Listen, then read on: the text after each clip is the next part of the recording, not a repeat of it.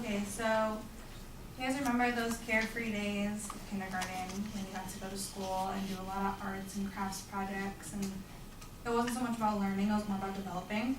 Well, my claim today is that kindergarten is now the new first grade. Crafts and story time and all of that we went through aren't really implemented as much anymore. And while the curriculum has changed so much that literally the curriculum of 20 years ago for first grade is a new curriculum for kindergarten, it's still benefiting our children in the long run. So I want to start off with a testimony from the National Association for the Education of Young Children.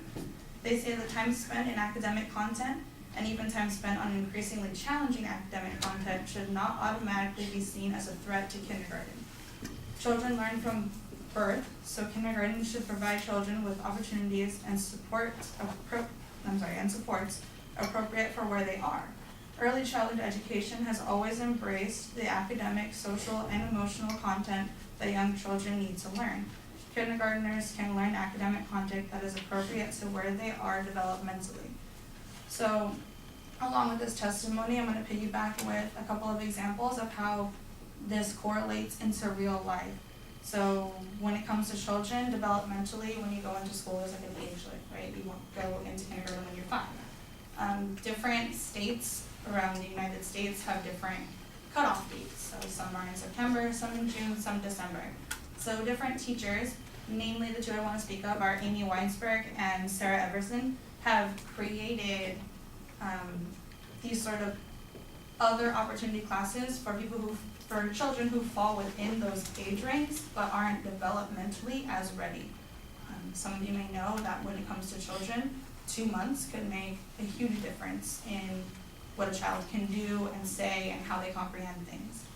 So they've created 3 different classes. One is regular kindergarten, one is transitional kindergarten, which I know a couple of the school districts in the area are using that as well. And then the third option, and I guess you would say the lowest option, would be called Just 5 classes. Basically for the children who just turned 5 or just hit the cutoff barely, but they're not developmentally going to be ready.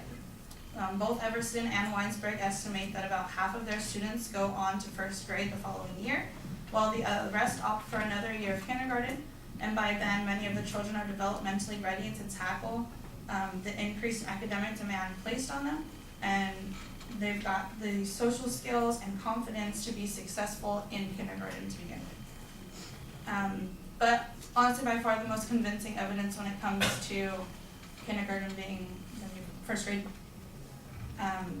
is the statistics.